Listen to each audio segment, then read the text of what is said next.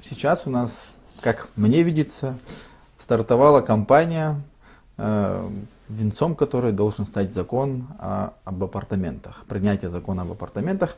Это с одной стороны. Была первая встреча в университете. Она преподносилась как будто бы, так в целом в обществе говорит, что университетское сообщество за этот проект закона. Но инсайдерская информация говорит немного о другом.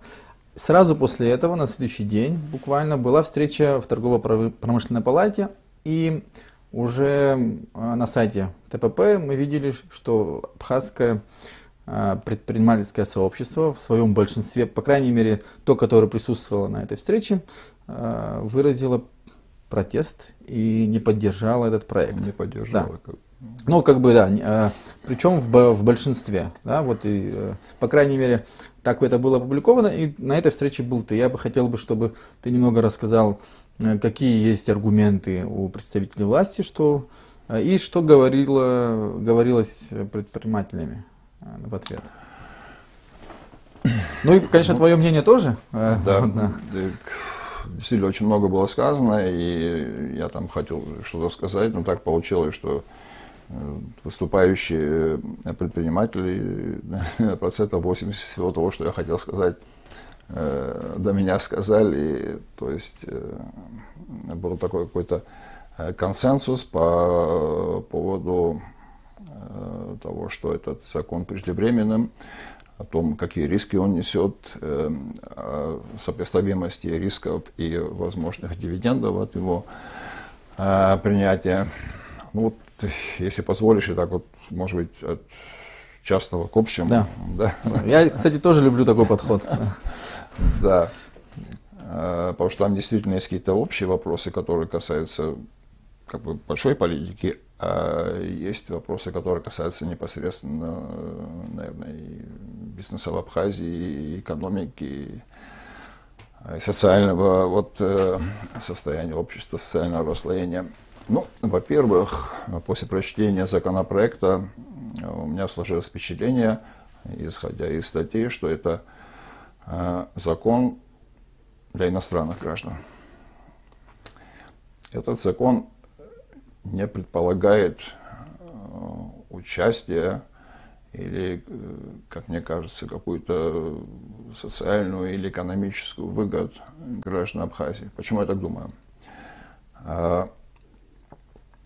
Апартаменты там описываются как жилое помещение, которое можно купить в собственность, в том числе и иностранному гражданину.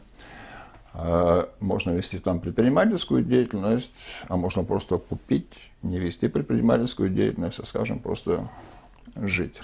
Да. Ну, у меня такой вопрос. Если гражданину Абхазии надо заниматься предпринимательской деятельностью, скажем, в сфере туризма или сдачи в наем какого-то жилья, апартаменты ему не нужен закон об апартаментах. Он может построить мини-гостиницу или поучаствовать в этом бизнесе, или просто сдавать в наем свое жилье. Вот и все. Для этого закон об апартаментах гражданину, чтобы вести бизнес, не нужен. Если касается просто жилья, ведь мы можем сказать, что, знаете, социальное положение наших граждан действительно ужасно, и надо строить жилье и так далее. Но дело в том, что эти апартаменты не регулируются нашим жилищным законодательством. То есть я не могу оформить эти апартаменты как жилье. Я еще не знаю, какие там юридические вопросы стоят, можно ли передавать по наследству, там можно ли его, я не знаю, там кого-то прописывать и так далее. То есть однозначно весь институт нашего жилищного законодательства не подходит к этому строительству, к этим апартаментам. Следовательно, приобретать это имущество могут только иностранные граждане. Я сейчас не буду говорить, хорошо это или плохо, я констатирую факт. Законопроект предполагает некую активность, которая будет распространяться только на деятельность и на имущество иностранных граждан, не граждан Абхазии. Теперь такой момент. Вот говорится, что это не жилье, да, что это апартаменты, вы можете купить их в собственность, если вы иностранный гражданин, но вы не можете... Но это не жилье. Да, да, как не жилье. Да. Но жить в них можно. Да, но, понимаете, это такое, какой-то, не знаю, какая-то казуистика, которая непонятно кого она призвана обмануть или ввести в заблуждение. Я гражданин иностранного государства, там, предположим, я не знаю, там, России или Израиля, или Таджикистана, или любой страны, которая имеет право въехать на территорию Абхазии. У меня есть миграционная карта, скажем, до 90 дней. Вот я приехал, поселился, купил апартамент, поселился там, живу 90 дней. Потом я могу выехать на один день за границу, там погулять, потом приехать обратно. По Маримолу погулять, вернуться. Опять 90 дней жить и так далее, и так далее. Почему я об этом говорю? Потому что, когда в законе прописывается вот эта норма, что собственники апартаментов не могут оформить его в качестве жилья, предполагается намек на то, что эти люди, приобретшие жилье, не могут составить как бы такую достаточно критическую демографическую массу, что она каким-то образом влияла на экономическую, социальную, перспективу политическую жизнь Абхазии. Но, мне кажется, это очень трудно прогнозировать и регулировать, потому что, как мы и сказали, если вы можете 90 дней жить, потом на день уехать, вот вы прекрасно живете, это ваше жилье. Вы собственник, вы обладаете всеми правами собственника в Абхазии. Вы можете участвовать в экономических отношениях, вы можете подавать в суд, вы можете отстаивать свои права, вы можете участвовать в любом бизнесе. И самое главное, никто никак не может регулировать количество этих людей, которые будут здесь жить и приобретать собственность. Сколько их будет, я не могу вам сказать. 5 тысяч, 10 тысяч, 20 тысяч, 50 тысяч. Кто сегодня мне может твердо сказать, какое количество граждан разных стран захотят приобрести собственность в Абхазию? Я, глядя на то, что происходит в мире, будучи иностранным гражданином, я с удовольствием приобрел бы собственность в Абхазии вот таким образом. И жил бы здесь, и может заниматься бизнесом. Теперь давайте немножко поговорим о бизнесе. Мультипликативный эффект, сказали, будет от строительства апартаментов. Ну, давайте об этом тоже тогда поговорим. Давай. Посмотрите.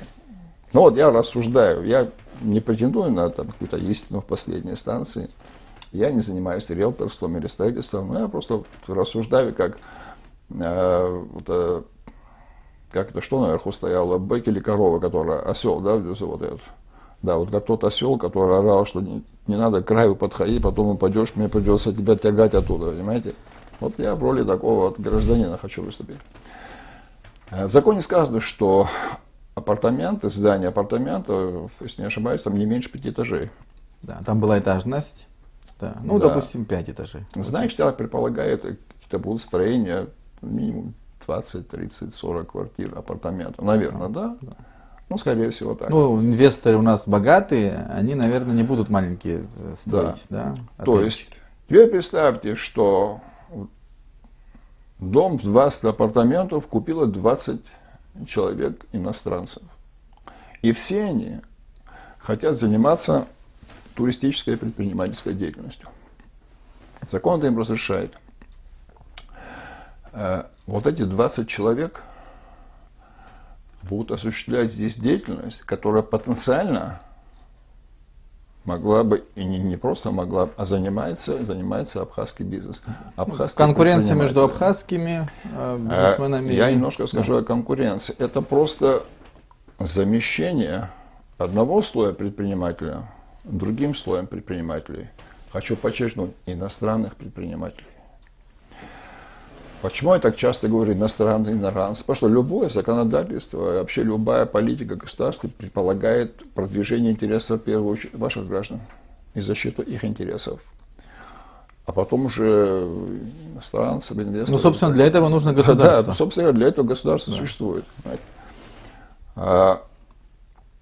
То есть какой-то очень значительный слой бизнесменов, людей, которые занимаются предпринимательской деятельностью в сфере туризма, сдачи в наем, или те, у кого есть мини-гостиницы, я сейчас о крупном бизнесе не буду говорить, но вот такой вот мелкий средний бизнес, они, на мой взгляд, ощутят очень существенное давление со стороны предпринимателей иностранцев, которые юридически будут совершенно никак не ограничены в этом роде деятельности.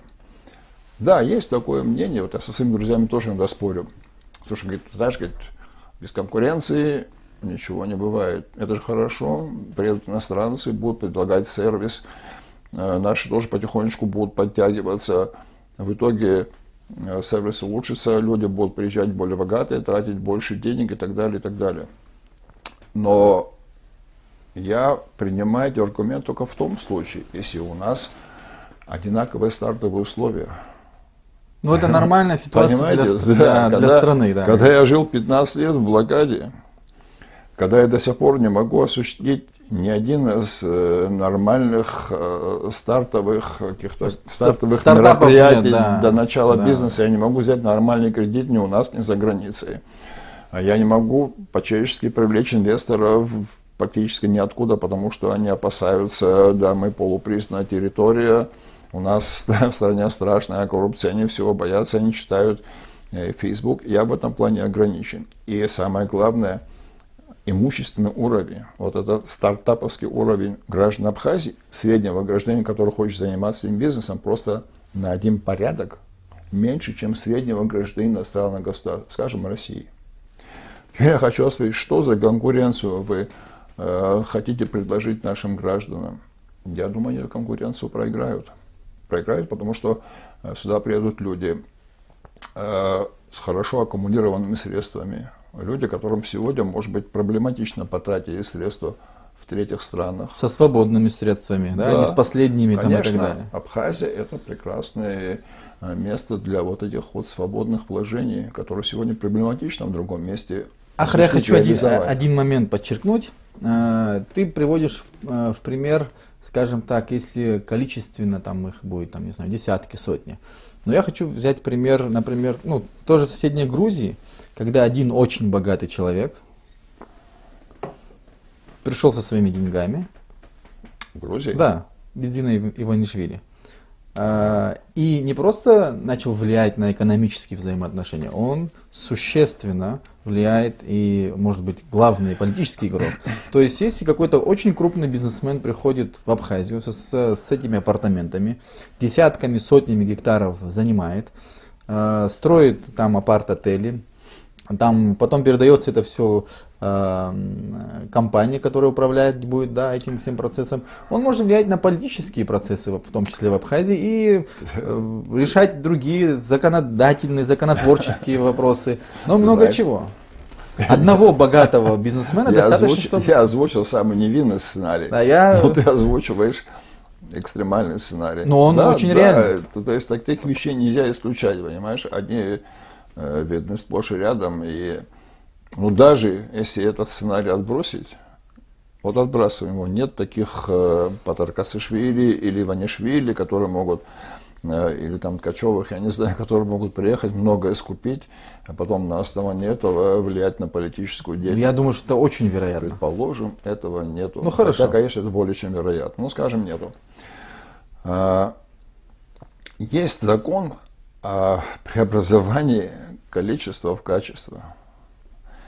Если иностранных граждан, владеющих собственностью, а значит владеющих существенными правами предпринимателей в Абхазии станет достаточно много, их суммарное влияние перейдет не только из правовой, это не только юридически правовая, там, экономическая, но и, безусловно, рано или поздно это придет в политическую сферу.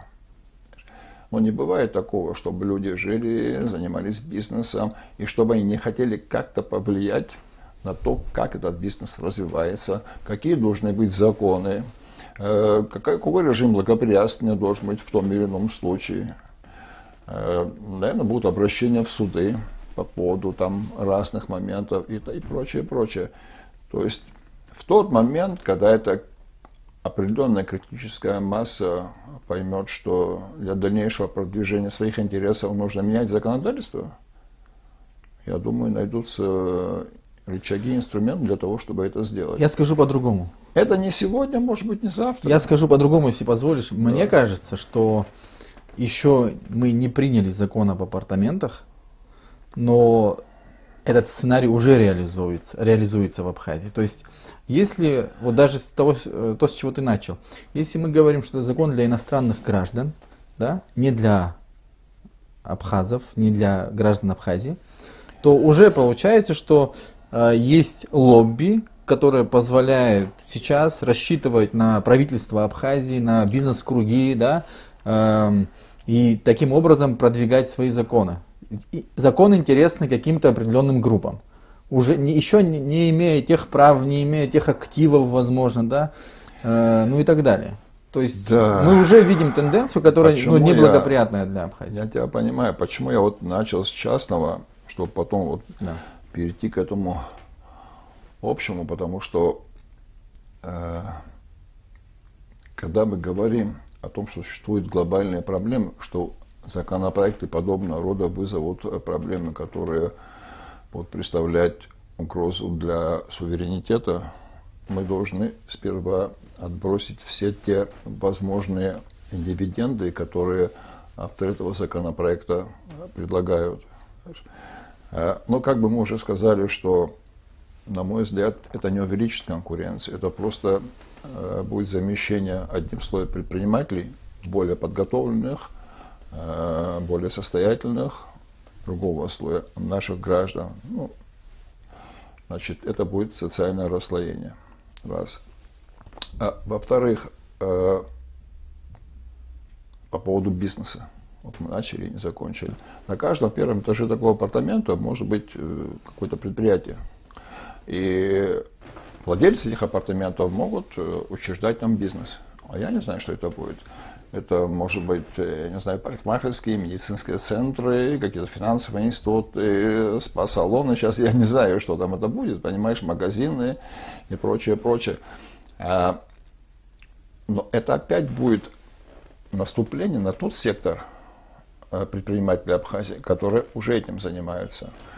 Но более того, я вообще не думаю, что эти салоны или там эти бизнесы или магазины будут предоставлять услуги, опираясь на продукцию нашего бизнеса, скажем, сельскохозяйственную, или там строительную, или там любую другую. Это будет опять торговля с приграничной территорией, будет привозиться товары из-за границы, они будут продаваться, существенная часть дохода уходить обратно за границу, предприниматели иностранцы будут получать от этого выгоды, да, платить налоги, но в основном бизнес будет крутиться по кругу. Иностранные ресурсы для заходят и выходят. Закупа продукции или там продуктов, иностранный предприниматель, вот все замкнуто. Когда сейчас это по-другому. Абхазский предприниматель может где-то покупать или у нас покупает, он реализует, он зарабатывает, там он платит налоги и прочее. Опять же вопрос о том, что уровень финансовой состоятельности, ну и будем прямо говорить, может быть, вот этого предпринимательского опыта, связей, навыков у иностранцев будет выше. И я думаю, что они будут выигрывать конкуренцию здесь. Да, если бы Абхазия была широко признана, если у нас были бы возможности обратиться к финансам, ради бога, будем конкурировать. Но в нашей ситуации, это значит просто похоронить наш бизнес и больше ничего. Это не конкуренция, это замещение одним слоем предпринимателей и собственников другого. Вот еще один момент хочу сказать. Потом у меня... Просто я сейчас вспоминаю с этого круглого стола, там они говорят, ну вот, деньги, мол, будут налоги поступать и так далее, и так далее. Но как-то мы спросили, сколько, там цифра прозвучала 300 миллионов, там что такое, понимаешь. Во-первых, я как понял, в правительстве даже нет каких-то предположительных оценок, сколько вообще это может дать в качестве налогов, там, или, как ты говоришь, мультипликативного эффекта, когда другой бизнес будет подтягиваться к этому делу. Ну, сказали 300 миллионов. Я подумал, 300 миллионов, когда 750 миллионов хотели потратить на увеличение расходов там, государственного аппарата, Или куда этим 300 миллионов потратим? Может быть, на оплату долгов за электроэнергию, то, что у нас майнинг работает, давайте мы эти деньги возьмем, будем опять же платить российским предпринимателям за то, что наши здесь электроэнергию воруют. Я не вижу вот такого экономического плана, социального плана, по которому этот законопроект мог бы стать каким-то драйвером, каким-то локомотивом для того, чтобы дальше что-то тащить в нашей экономике. Говорят, мы отдадим это на жилищное строительство, то, что деньги будут заработаны. У меня вопрос, что нам мешает вот те средства, которые мы можем там заплатить за лишнюю электроэнергию, которую мы по сути не потребляем, а которую потребляют майнеры, за те средства, которые мы тратим на содержание государственного аппарата. Что нам мешает эти средства направить, во-первых, на улучшение социального положения наших граждан, в том числе и жилищного, на поддержку нашего бизнеса, на какое-то кредитование льготное, может быть, что-то. Почему мы сами из своих резервов, своими мозгами не хотим что-то улучшить? Почему каждый раз мы ищем каких-то чудодейственных рецептов? Вот мы начнем продавать апартаменты, и все улучшится. Да у нас, кстати, было же это с майнингом, когда сказали, что вот мы легализуем, и все будет замечательно, там мы все выйдут из тени и так далее, и так далее. Прежде чем вот мы продолжим, я всегда забываю об этом. Друзья, подписывайтесь на Апснахабар, делитесь нашими видео, ставьте лайки, комментируйте. Ахра, тут тебе комплименты, но я не буду зачитывать в прямом эфире. Вот. Очень важный момент. Ты говорил об этом немного в начале. Сегодня очень много репостов в Фейсбуке. Я видел, сам делал нашего известного ученого Тимура Ачугба, когда его опасения по поводу как раз продажи недвижимости и демографической увязки как бы с этим.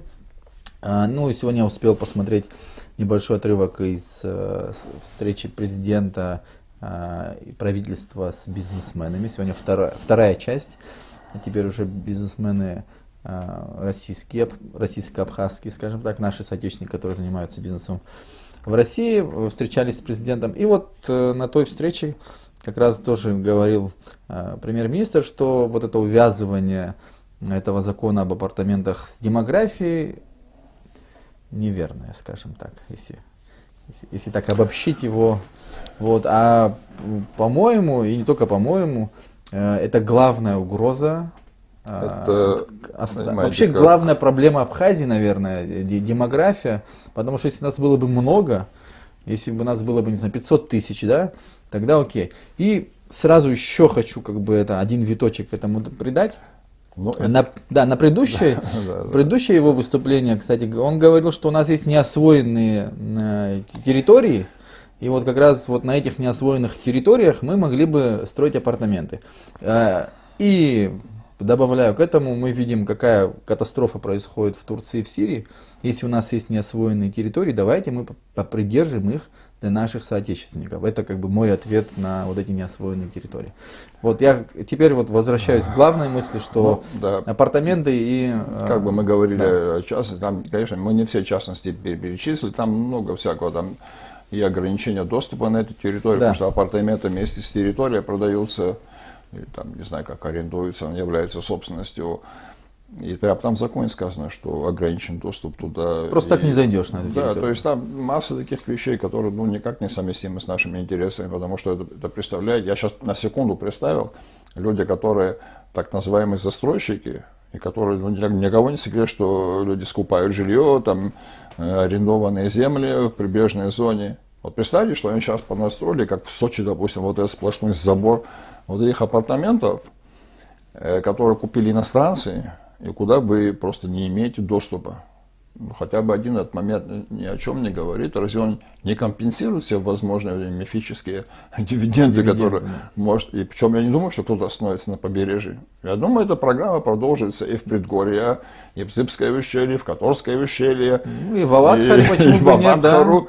Почему бы нет? И куда хотите. Конкурировать вы с вами не сможете. Обслуживающим персоналом, да, сможете. Кстати, я вот с этим тоже. Это очень спорно. Кстати, даже это спорно. Да, правильно, потому что вот этот тезис о том, что будут рабочие места, Я вас уверяю, рабочие места будут оттуда же, откуда и собственники. А сейчас в большинстве отелей работают, кстати, тоже не местные. Да, это совершенно верно. Потому что если я купил апартамент там, на 20 номеров, я возьму эти 2 номера, выделю обслуживающему персоналу, там, горничным, там, официантам и так далее, не знаю, сторожам и прочее, там, айтишникам, там, кто будет заниматься извозом, водителем, ну, они там будут жить, прекрасно меня обслуживать, у меня меньше проблем будет, мне с ними как-то легче будет найти общий язык. И никак-то нельзя регулировать, в законе об этом ничего не сказано. Но вернемся к главному. Да, главная мысль. Почему я все это вот проговорил, сказал, и многие из ребят-предпринимателей об этом говорили. Потому что не хочется, чтобы люди оперировали экономическими аргументами, которых нет, прикрывая ими главный мотив этого законопроекта. Почему я называю его законопроект под камуфляжем?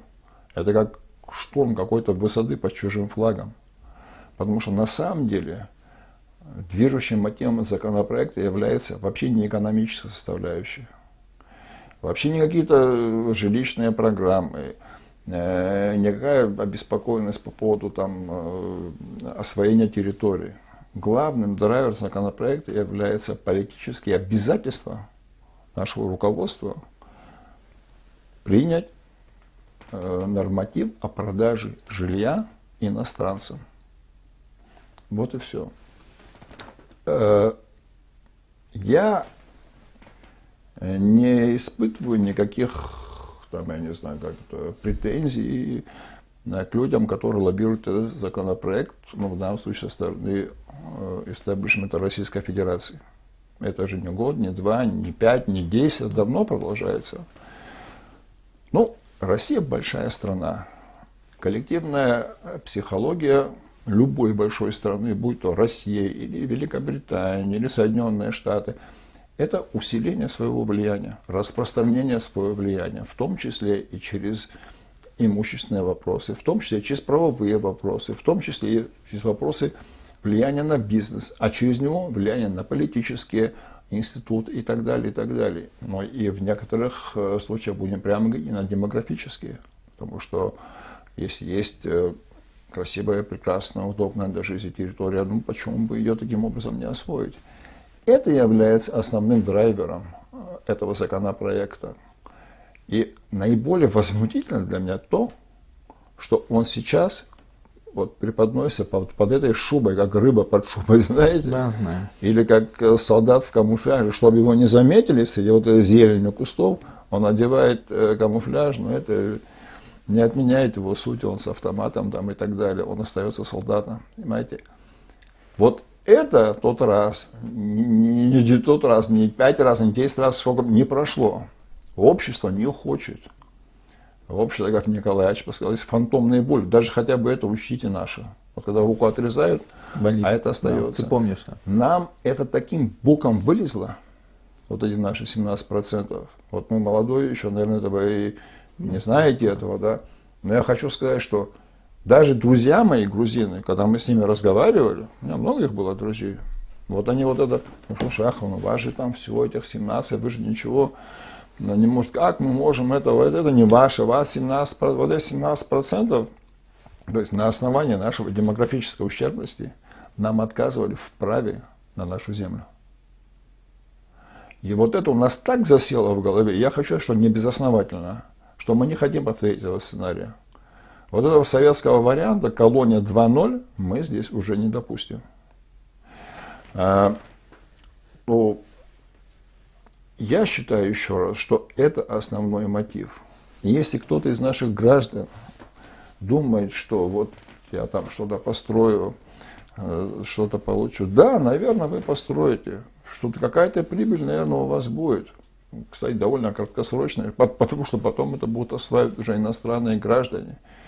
Но просто то, что сегодня принадлежит вашим детям и внукам, завтра может принадлежать уже не им. Пускай вот это вот здесь лежит, я, может быть, не могу им хорошо распорядиться. Ну, у меня проблемы, какие-то трудности, мне тяжело, в Абхазии не признано, там мы еще внутренний диалог не наладили и так далее, и так далее. Но это мое. я знаю, что для моих детей и для вас, молодого поколения, это будет ваше. Вы ими распорядитесь. А когда это будет уже не ваше, и когда это будет не просто не ваше, а законодательно не ваше, тогда вы ничем уже не распорядитесь.